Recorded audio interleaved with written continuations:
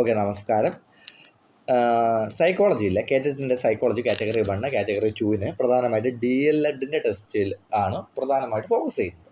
അപ്പം DL-ED ടെസ്റ്റിലെ ഒന്നാമത്തെ പാഠമായ വിദ്യാഭ്യാസ മനഃശാസ്ത്രം, കാഴ്ചപ്പാടും പ്രയോഗവും എന്ന ഒന്നാമത്തെ യൂണിറ്റുമായി ബന്ധപ്പെട്ട അതിനകത്ത് മനഃശാസ്ത്ര ഗവേഷണ ഉപാധികൾ രീതികൾ എന്ന ഭാഗവുമായി ബന്ധപ്പെട്ട ഒരു 20 ക്വസ്റ്റ്യൻസാണ് നമ്മളിപ്പോൾ ചർച്ച ചെയ്യാൻ പോകുന്നത്. ഓക്കെ, അപ്പോൾ ഒന്നാമത്തെ ക്വസ്റ്റ്യനിലേക്ക് കിടക്കാം.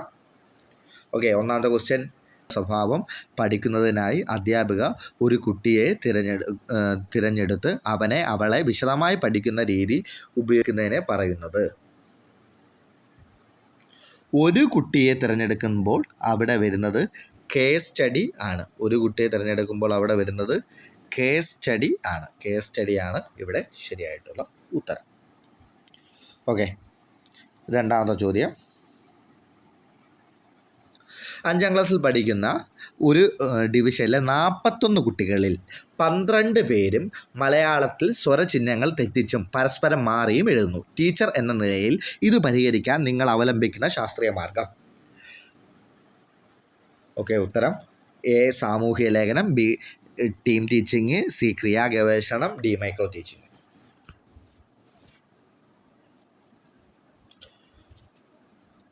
ഉത്തരം ക്രിയാഗവേഷണമാണ്. ക്രിയാഗവേഷണത്തിൻ്റെ കാര്യം പറയുമ്പോൾ ക്രിയാഗവേഷണത്തിൻ്റെ മെയിനായിട്ട് വരുന്ന വ്യക്തി ആരാണ്? ക്രിയാഗവേഷണത്തിൻ്റെ മെയിൻ വ്യക്തി എന്ന് പറഞ്ഞു കഴിഞ്ഞാൽ സ്റ്റീഫൻ എം കോറിയാണ്. ക്രിയാഗവേഷണത്തിൻ്റെ മെയിൻ വ്യക്തി സ്റ്റീഫൻ എം കോറിയാണ് ക്രിയാഗവേഷണത്തിൻ്റെ മെയിനായിട്ട് വരുന്ന വ്യക്തി. ഓക്കെ, അടുത്ത ചോദ്യം, ക്ലിനിക്കൽ മെത്തേഡ് രീതി ആദ്യമായി അവതരിപ്പിച്ച വ്യക്തി. ക്ലിനിക്കൽ മെത്തേഡ് രീതി ആദ്യമായി അവതരിപ്പിച്ച വ്യക്തി. A William Logan, B Lightner Witmer, C Titchener, D Albert Einstein.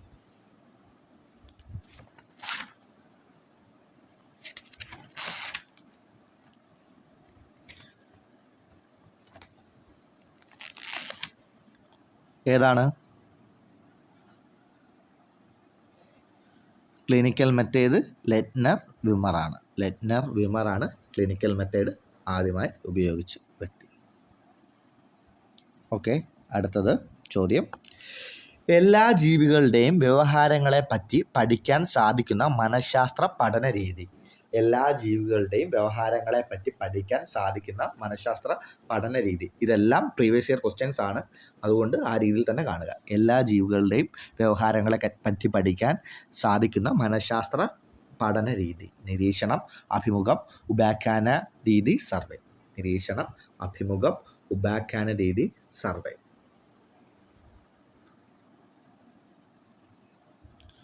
ഉത്തരം നിരീക്ഷണമാണ്.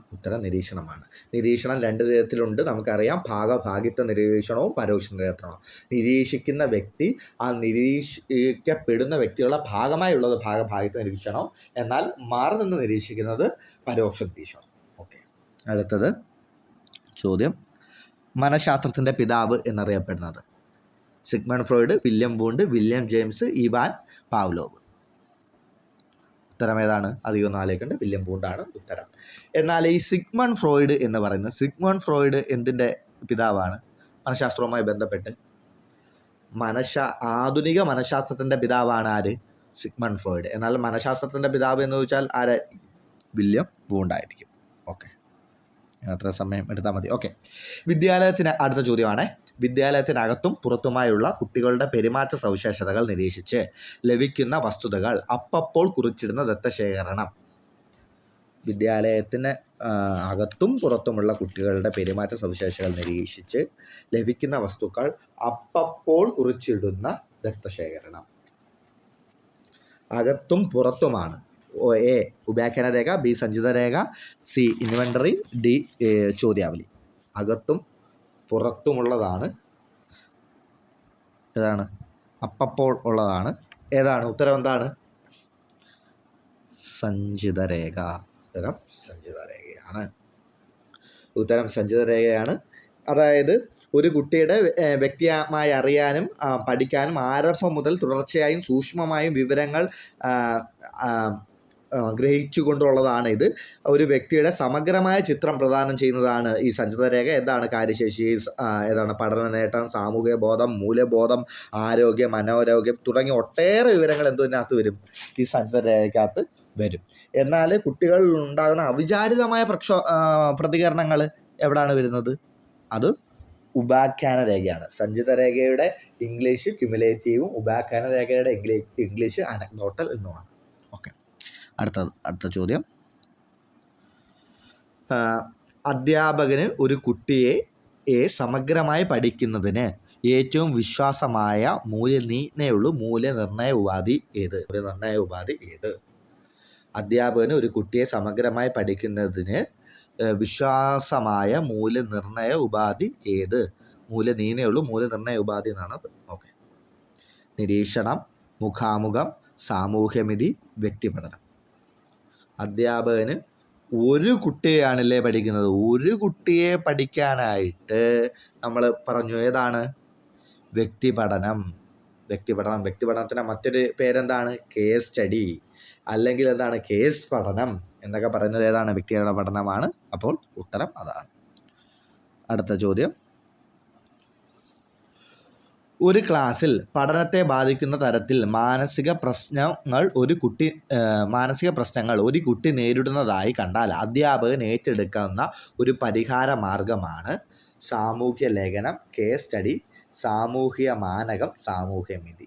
ഒരു ക്ലാസ്സിൽ പഠനത്തെ ബാധിക്കുന്ന തരത്തിൽ മാനസിക പ്രശ്നങ്ങൾ ഒരു കുട്ടി നേരിടുന്നതായിട്ട് കണ്ടാൽ അധ്യാപകൻ ഏറ്റെടുക്കുന്ന ഒരു പരിഹാര മാർഗമാണ് സാമൂഹ്യ ലേഖനം, കേസ് സ്റ്റഡി, സാമൂഹ്യ മാനകം, സാമൂഹ്യമിതി. ഓക്കെ, കണ്ട ഒരു കുട്ടിയാണ് പ്രശ്നം നേരിടുന്നത്. അങ്ങനെ ഒരു കുട്ടി വന്നപ്പം തന്നെ നമ്മൾ എന്തറിയാം? ഓക്കെ, അത് കേസ് സ്റ്റഡിയാണ്. വ്യക്തി പഠനം, കേസ് പഠനം എന്നൊക്കെ അറിയപ്പെടുന്നത് ഈ കേസ് സ്റ്റഡിയാണ്. അടുത്ത ചോദ്യം. ക്രിയാഗവേഷണ രീതി ആവിഷ്കരിച്ചതാണ്. ഡയറക്റ്റ് ചോദ്യമാണ്. ക്രിയാഗവേഷണ രീതി ആവിഷ്കരിച്ച ആരാണ്? Stephen M Corey, J L. Moreno, Lightner Witmer, William Wundt. ആരാണ് ക്രിയാഗവേഷണം? സ്റ്റീഫൻ എം കോറിയാണ് ക്രിയാഗവേഷണ രീതി. ശരിക്കും ക്രിയാഗവേഷണം ആരംഭിച്ച വ്യക്തി കർട്ട് ലിവിങ് എന്നുള്ള വ്യക്തിയാണ്. പക്ഷെ അത് പ്രചാരം നൽകിയാണ് സ്റ്റീഫൻ എം കോറി. പക്ഷേ നമ്മളുടെ PSC കേറ്ററ്റ് ഉത്തരങ്ങൾക്ക് സ്റ്റീഫൻ എം കോറി തന്നെയായിരിക്കും എപ്പോഴും ഉത്തരം. അതുകൊണ്ട് കർട്ട് ലിവിങ്ങിനെ കുറിച്ച് നിങ്ങൾ വ്യാകുലപ്പെടണ്ട. ഓക്കെ, അടുത്ത ചോദ്യം. ഒരു ചോദക ചരവും ബന്ധപ്പെട്ട പ്രതികരണ ചരവും തമ്മിലുള്ള ബന്ധം മറ്റു ചരങ്ങളെ എല്ലാം നിയന്ത്രിച്ചു കൊണ്ട് പഠിക്കുന്നതിന് അവലംബിക്കുന്ന രീതിയാണ്. ഒരു ചോദക ചലവും ബന്ധപ്പെട്ട പ്രതികരണ ചലവും തമ്മിലുള്ള ബന്ധം മറ്റു ചരങ്ങളെ എല്ലാം നിയന്ത്രിച്ചു കൊണ്ട് പഠിക്കുന്നതാണ് ആത്മനിഷ്ഠാരീതി, നിരീക്ഷണ രീതി, പരീക്ഷണ രീതി, ചികിത്സാ രീതി. ഏതാണ് ഇതിൻ്റെ ഉത്തരം? ഇതൊരു റെയർ ചോദ്യമാണ്. അങ്ങനെ നമ്മളുടെ സാധാരണ രീതിയിൽ ചോദിച്ച് കണ്ടിട്ടില്ല. പക്ഷെ പണ്ടൊരിക്കൽ എപ്പോഴോ ഒരു പ്രീവിയസ് ഇയർ ചോദ്യമായിട്ട് ചോദിച്ചതാണ്. പ്രീവിയസ് ഇയർ ചോദ്യങ്ങൾ മാത്രമാണ് നമ്മൾ രേഖപ്പെടുത്തിയിരിക്കുന്നത്. അപ്പം ഇത് എന്താണ്? ഉത്തരം പരീക്ഷണ രീതിയാണ്. അതങ്ങനെ ചോദിച്ച് കണ്ടിട്ടില്ല. ഒരു റെയർ ചോദ്യമാണ്. ഓക്കെ, പരീക്ഷണ രീതിയെക്കുറിച്ച് പറയുമ്പോൾ രണ്ട് കാര്യങ്ങളും കൂടി പറയാം. പരീക്ഷണ രീതിയുടെ പിതാവ് ആരാണ്? വില്യം വൂണ്ടാണ്. വില്യം വൂണ്ട് 1879 ജർമ്മനിയിലെ ലിപ്സിഗിൽ യൂണിവേഴ്സിറ്റി സ്ഥാപിച്ചു. അതുകൊണ്ട് തന്നെ മനഃശാസ്ത്രത്തിൻ്റെ പിതാവ് ഏതാണ്? മനഃശാസ്ത്രത്തിൻ്റെ പിതാവ് എന്നൊക്കെ അറിയപ്പെടുന്നത് ആരാണ്? വില്യം വൂണ്ടാണ്. ഓക്കെ,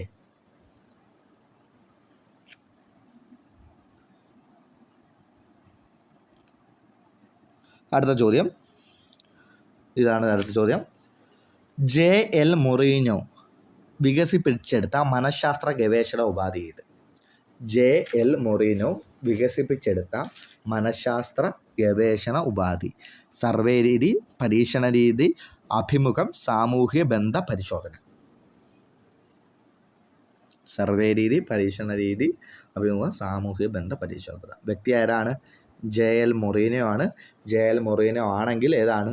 സാമൂഹ്യ ബന്ധ പരിശോധന. സാമൂഹ്യ ബന്ധ പരിശോധന അല്ലെങ്കിൽ ഏതാണ്? സോഷ്യോമെട്രിക്. എന്താണ്? സോഷ്യോമെട്രിക് അല്ലെങ്കിൽ സാമൂഹിക മിതി എന്നും പറയാം. ഓക്കെ, ഇനി മറ്റൊരു അതിനകത്തുണ്ട്. ഈ സോഷ്യോമെട്രിക്കകത്ത് 2 പേര് തമ്മിൽ വരികയാണെങ്കിൽ, 2 പേര് തമ്മിൽ വരികയാണെങ്കിൽ അതിനെ ഏത് അറിയപ്പെടും? 2 പേര് തമ്മിലാണെങ്കിൽ അത് ദ്വന്ദ്വങ്ങൾ. ഓക്കെ, 3 പേര് തമ്മിൽ കറങ്ങി വന്നു കഴിഞ്ഞാൽ അതെന്തോ ചെയ്യും? ക്ലിക്കുകൾ. ഒരാൾ മാത്രം ഉണ്ടെങ്കിൽ എന്താണ്? അത് ഏകാകി. ഈ 3-ൽ കൂടുതൽ 3-ഓ 4-ഓ അതിൽ കൂടുതൽ ആൾക്കാർ വരുമ്പോൾ അതിനെ എന്തോ പറയും? ഗ്രാമുകൾ.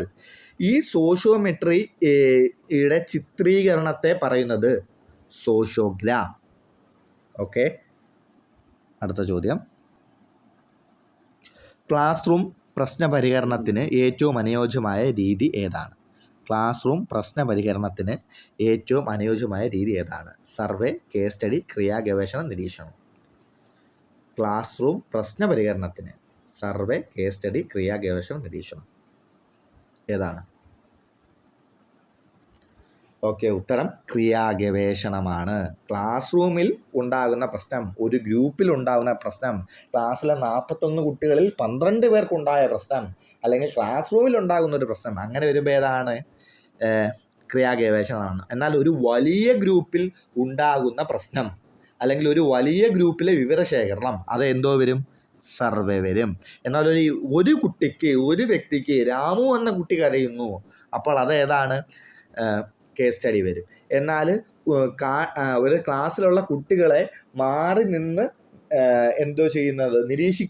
നിരീക്ഷിച്ച് അവരിൽ നിന്ന് ഉത്തരങ്ങൾ അല്ലെങ്കിൽ അവരുടെ കാര്യങ്ങൾ വ്യക്തമാകുന്നത് അത് നിരീക്ഷണമാണ്. ഓക്കെ, അടുത്ത ചോദ്യം. താൻ നിരീക്ഷിക്കുന്ന കുട്ടിയുടെ സജീവ പെരുമാറ്റത്തെക്കുറിച്ച് അധ്യാപകർ നിരന്തരം രേഖപ്പെടുത്തുന്ന കുറിപ്പാണ്. താൻ നിരീക്ഷിക്കുന്ന കുട്ടിയുടെ സജീവ പെരുമാറ്റത്തെക്കുറിച്ച് അധ്യാപക നിരന്തരം രേഖപ്പെടുത്തുന്ന കുറിപ്പ്. വ്യാഖ്യാന രേഖ, ആത്മകഥ, അഭിമുഖം, കേസ് സ്റ്റഡിയോ. ഇതിനകത്ത് പ്രത്യേകിച്ചൊന്നുമില്ല. താൻ നിരീക്ഷിക്കുന്ന കുട്ടിയുടെ സജീവ പെരുമാറ്റത്തെക്കുറിച്ച് അധ്യാപകർ നിരന്തരം രേഖപ്പെടുത്തുന്നത്.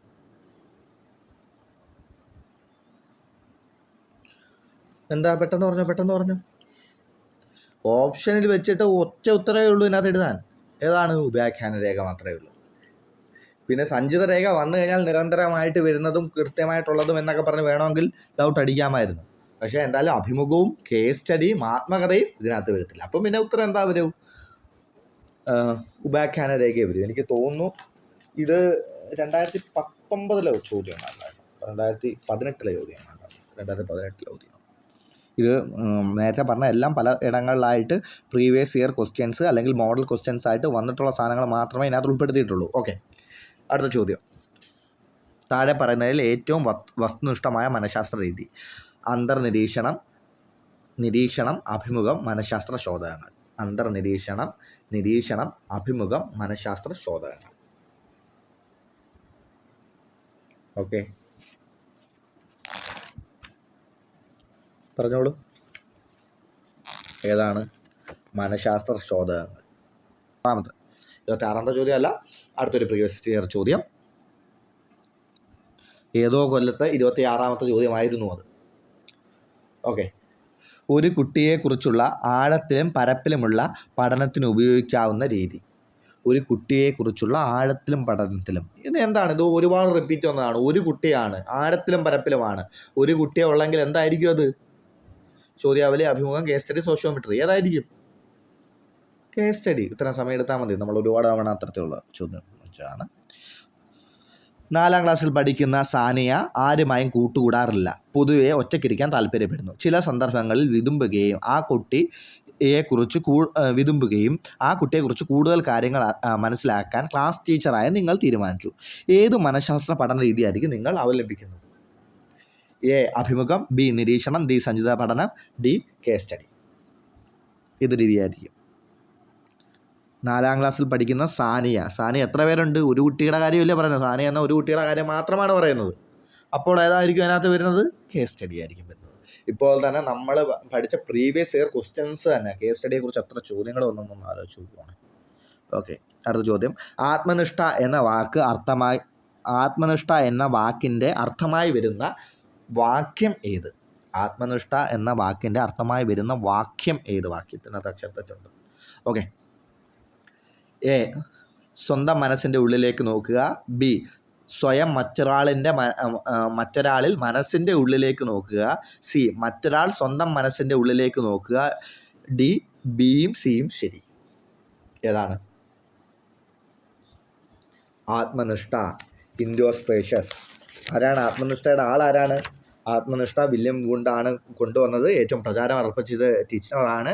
ഇൻട്രോസ്പേഷ്യസ്, ഇൻട്രോ അഥവാ എന്താണ്? ഇൻസൈഡ് എന്നാണ് ആ വാക്കിൻ്റെ അർത്ഥം. അപ്പോൾ എന്താണ്? ഇൻട്രോസ്പീഷ്യസ് എന്ന് പറഞ്ഞാൽ ലുക്കിംഗ് ഇൻസൈഡ്, സ്വന്തം മനസ്സിൻ്റെ ഉള്ളിലേക്ക് നോക്കുക. ഓക്കെ, അടുത്ത ചോദ്യം. 1879 മനഃശാസ്ത്ര ലബോറട്ടറി ജർമ്മനിയിൽ സ്ഥാപിച്ച വ്യക്തി ആര്? ഇത് പണ്ടത്തെ, എനിക്ക് തോന്നുന്നത് DELED മുമ്പ് DEDൻ്റെ ഫസ്റ്റോ സെക്കൻഡോ എങ്ങാണ്ട് കയറ്റത്തിൻ്റെ ഒരു ചോദ്യമാണ്. 1879 മനഃശാസ്ത്ര ലബോറട്ടറി ജർമ്മനിയിൽ സ്ഥാപിച്ച വ്യക്തി ആരാണ്? Stephen M Corey, William James, William Wundt, Lightner Witmer. ആരാണ്? മനഃശാസ്ത്ര ഗവേഷണ പരീക്ഷണ മനഃശാസ്ത്രത്തിൻ്റെ പിതാവ് ആരാണ്? വില്യം വൂണ്ടാണ്. ഇതിനെക്കുറിച്ച് നമ്മൾ നേരത്തെ പറഞ്ഞായിരുന്നു. ഓക്കെ, അടുത്ത ചോദ്യം. ചിത്രത്തിൽ 5 ഉള്ള പേര്. ചിത്രത്തിൽ അല്ലാണ്ട് ഈ 5 എന്ന ഇയാൾക്കുള്ള പേരെന്താണ്? എ, ദ്വന്ദ്വം. ബി, ഏകാഗി. സി, ക്ലിക്കുകൾ. ഡി, താരങ്ങൾ. ഏതാണ്? ദ്വന്ദ്ങ്ങൾ നമ്മൾ നേരത്തെ പറഞ്ഞു, ഏകാഗി നേരത്തെ നമ്മൾ പറഞ്ഞു, ക്ലിക്ക് നമ്മൾ പറഞ്ഞു, താരങ്ങൾ. അപ്പോൾ എന്തായിരിക്കും? താരങ്ങളായിരിക്കും. അതിനകത്ത് ഡൗട്ടൊന്നും വേണ്ട. താരങ്ങൾ അല്ലെങ്കിൽ സ്റ്റാർസ് എന്ന് പറയും. സ്റ്റാർ. ഓക്കെ, അവസാന ചോദ്യം. പ്രക്ഷേപണ രീതിക്ക് ഉദാഹരണമല്ലാത്തതേത്? റോഷ മഷൂപ്പ് പരീക്ഷ, ത്രമാറ്റിക്കൽ അപ്രസിഷൻ ടെസ്റ്റ്, ടോറൻസ് ടെസ്റ്റ്. ഡി ആണത്. TAT, തിമാറ്റിക്കൽ അപ്രസിഷൻ ടെസ്റ്റിൻ്റെ ചെറിയ ഷോർട്ട് ഫോമാണ്. അത് 2 വട്ടം ആവർത്തിച്ചിട്ടുണ്ട്, തിമാറ്റിക്കൽ അപ്രസിഷൻ ടെസ്റ്റ്. ഓക്കെ, എന്തായാലും ഉദാഹരണമല്ലാത്തത് ഏതാണ്? Torrance test. ഓക്കെ, കഴിഞ്ഞിരിക്കുന്നു. നമ്മൾ പ്രീവിയസ് ഇയറിൻ്റെ 10-20 ക്വസ്റ്റ്യൻസ് നമ്മൾ വർക്കൗട്ട് ചെയ്തിരിക്കുന്നു. ഇപ്പോൾ നമ്മൾ പറഞ്ഞിരിക്കുന്ന മനഃശാസ്ത്ര ഗവേഷണ ഉപാധികളുമായി ബന്ധപ്പെട്ട കുറച്ച് ചോദ്യങ്ങളാണ്. ഇതിൻ്റെ തന്നെ ഇനിയും വെറൈറ്റി കുറച്ച് ചോദ്യങ്ങൾ വേണമെങ്കിൽ പറയുക, അതുമായി ബന്ധപ്പെട്ട ചോദ്യങ്ങൾ വരാം. ഇല്ലെന്നുണ്ടെങ്കിൽ അടുത്ത മറ്റൊരു സെക്ഷനുമായിട്ട് വരാം. Okay, thank you.